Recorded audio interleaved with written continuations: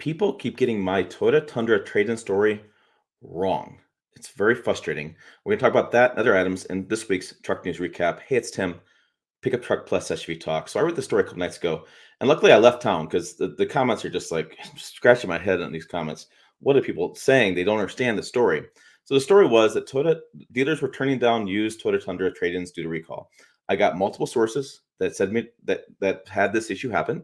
They'd gone to local dealers, and the dealers said no to recall due to the recall, or they said, "Hey, we'll take it. We'll take it for wholesale numbers." Okay, let's understand what wholesale numbers are. We'll get that in a minute. It's a huge part of the story that people keep missing.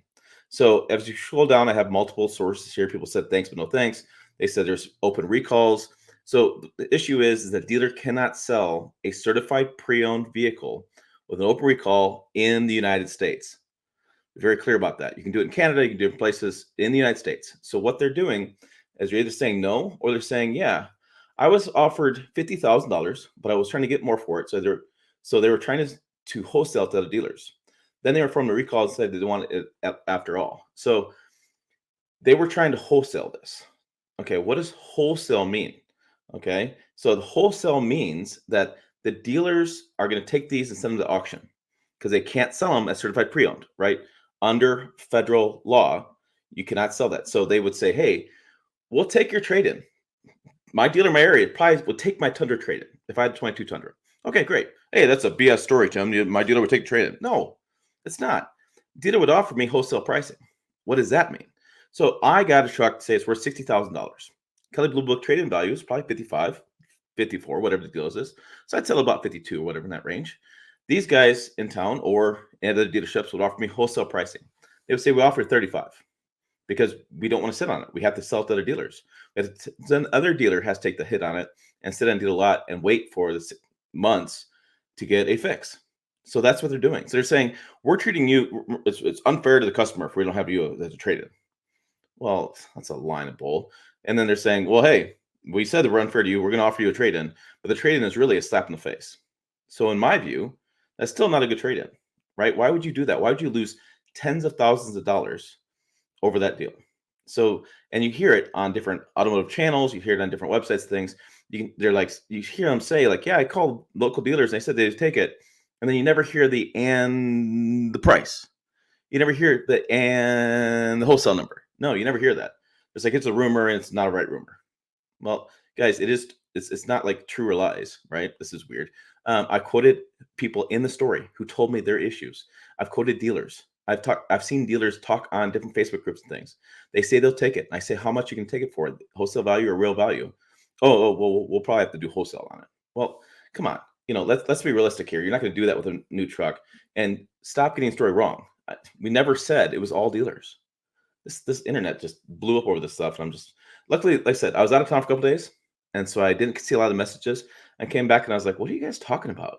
And Jalopnik covers a story, The Drive covers a story, and Brian Mello covered a story on Instagram Reel and stuff. People are like, "I saw it over here. I never saw your story, Tim." Well, I'm quoted in the story. Pickup Truck Plus SUV Talk and SUV Talk, because people get that wrong too, is in the story.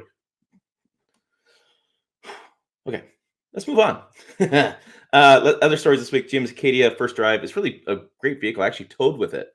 I'm like the only channel I towed with that thing, and it is nerve-wracking, to say the least. There's a Dodge Ram recall, which is actually true. It's a Dodge recall. It's a fast thing. A Kia Telluride recall. And then the most interesting story I've ever read in my professional career is this one right here. It's the Toyota Tundra engine recall investigation details. I went to NHTSA.gov and found the defect report. And I've checked other brands for the defect report, and I don't have the same details. But they laid out all the investigation, when it happened, the chronology of principal events, all this details on this, when they found out what happened to the engines. And the point I want to make about this is people keep telling me, like, well, man, do you believe this BS, Tim, about machining debris in the Tundras? That's just BS.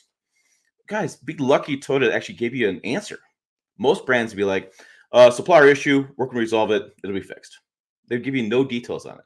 So Toyota gives all these details, all this chronology of actual events and how they found it, and what's going on, and you guys are going, well, that's just BS. Well, come on, like at least they told you what it was. I mean, that's my thought process.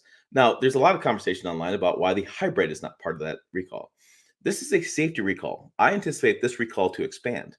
Right now, it's saying that the hybrid isn't part of it because still has motive power, which means it can still move forward when the engine stalls because it runs on the battery, right?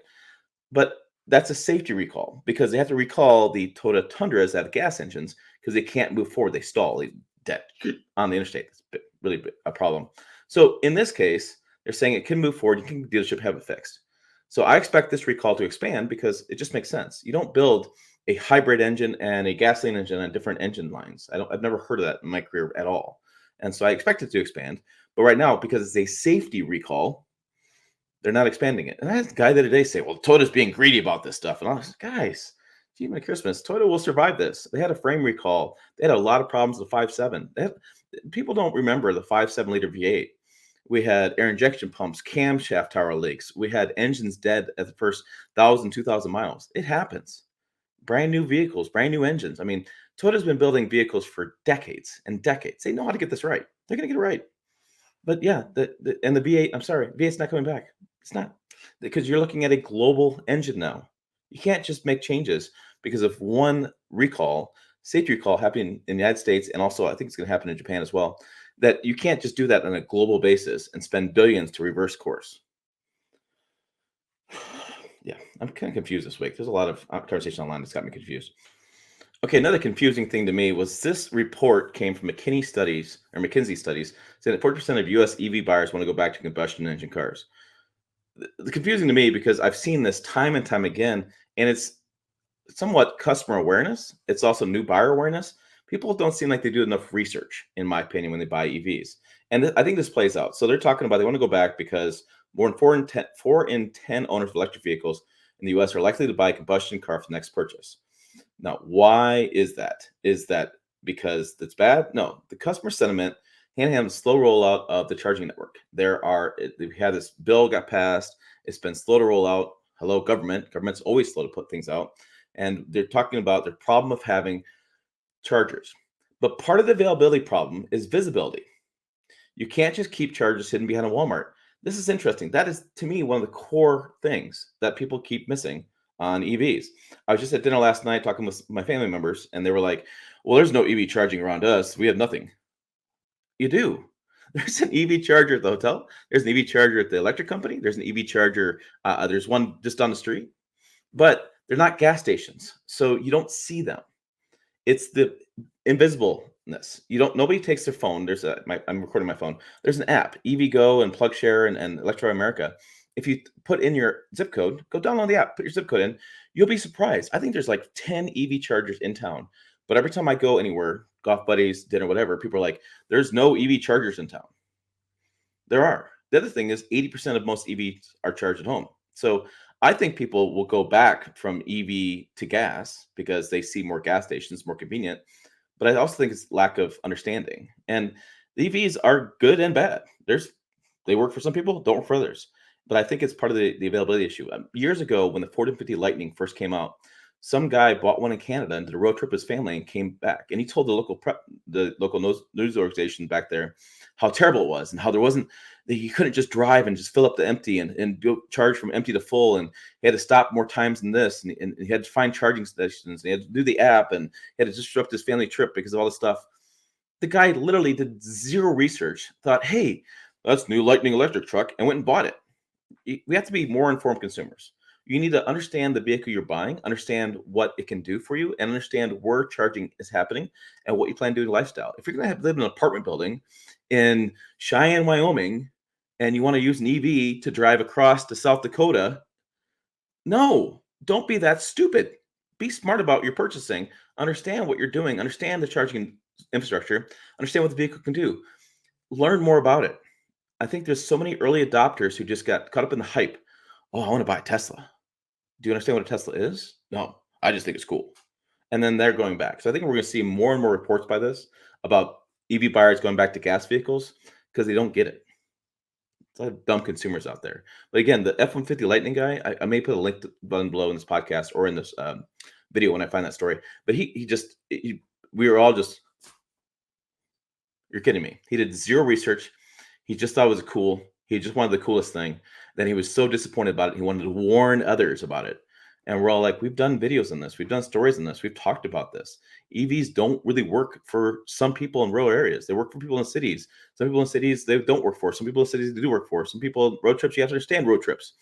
You can't, you're not going to go to somebody's house with their EV and go, gee, did you make good time on the road trip? No, that's the dumbest question ever for an EV guy. EV guy is going to say, did you have a good time on your road trip? Because the road trip is part of the adventure. All right, other things going on. Let's hop over to the YouTube channel and see what's hopping over there. Pretty big week. We have some TikTok stuff going on there. I joined the Chinese. Just a funny way of saying it. But there's a lot of stuff going on over there too. So we have, let's see, I'm going back to the last truck news recap. It's been a little while. We start from the top left. We have the GMC Katie drive when I towed with it. We had the Tundra owners, the nighttime drive Super Cruise.